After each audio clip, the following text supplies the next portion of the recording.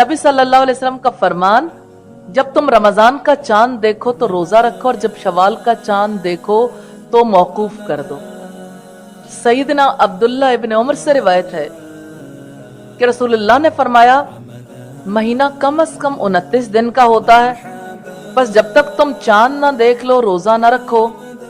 फिर अगर मतला अबर आलूद हो जाए तो 30 दिन का शुमार पूरा कर लो, यानी बादल वगैरह आए तो 30 रख लो, ज्यादा इसी का फायदा भी है और जाहिर है कि रमजान के महीने को पूरा करना जरूरी है।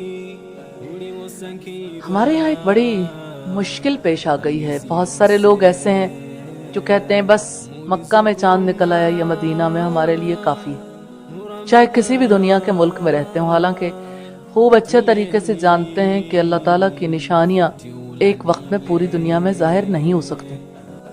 अगर यकीन नहीं आता तो इस वक्त अमेरिका में क्या वक्त है, खुद सऊदिया में क्या वक्त है, क्या वक्त फर्क नहीं है, क्या तारीख फर्क नहीं हो जाती। मसलन हमारे यहाँ मशरिक में दिन पहले आता है रात बाद में, और जब हमारी रात आती है तब मगरिब में दिन का आगाज होता है।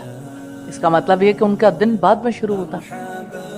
इतनी बात तो सभी को पता है, और ये यानी टाइमिंग्स डिफरेंट है मुख्तलिफ इलाकों के।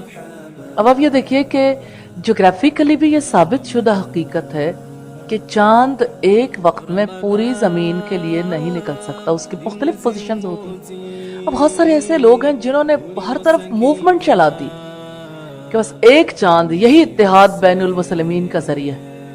तो अल्लाह के रसूल की खिलाफ वर्जी है, अल्लाह के रसूल के हुक्म की खिलाफ वर्जी, नाफरमानी है।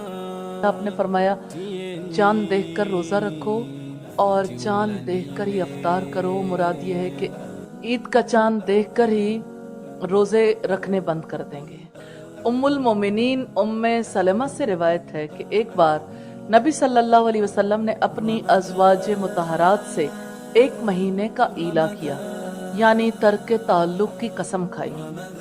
फिर जब 29 दिन गुजर गए तो सुबह के वक्त या दोपहर के बाद आप अपनी बीवियों के पास तशरीफ ले गए। किसी ने आपसे कहा आपने तो कसम खाई थी कि मैं 1 महीने तक बीवियों के पास ना जाऊंगा, तो आपने फरमाया महीना तो 29 दिन का भी होता है। सईदना अबू बकर नबी सल्लल्लाहु अलैहि वसल्लम से रिवायत करते हैं कि आपने इरशाद फरमाया 2 महीने ऐसे हैं कि कम नहीं होते, दोनों महीने ईद के हैं, रमजान और जुल्हिज्जा। असलाफ से इसके 2 मशहूर मफहूम हैं। अगर एक 29 का होगा तो दूसरा 30 का, या दोनों 30 के होंगे, दोनों 29 के नहीं होंगे। पहला मफहूम इसका यह है, और दूसरा यह कि सवाब के एतबार से इनमें कमी नहीं होगी, तादाद के एतबार से कमी हो सकती है, यानी 29 के हो सकते हैं। नबी सल्लल्लाहु अलैहि वसल्लम का फरमाना, हम लोग ना लिखना जानते हैं ना हिसाब जानते हैं। बहुत दिलचस्प रिवायत है। सईदना इब्ने उमर नबी सल्लल्लाहु अलैहि वसल्लम से रिवायत करते हैं कि आपने फरमाया, हम उम्मी अनपढ़ लोग हैं, हिसाब किताब नहीं जानते। फिर उंगलियों के इशारे से बयान फरमाया कि महीना इस तरह और कभी इस तरह होता है, यानी कभी 29 दिन का और कभी 30 दिन का।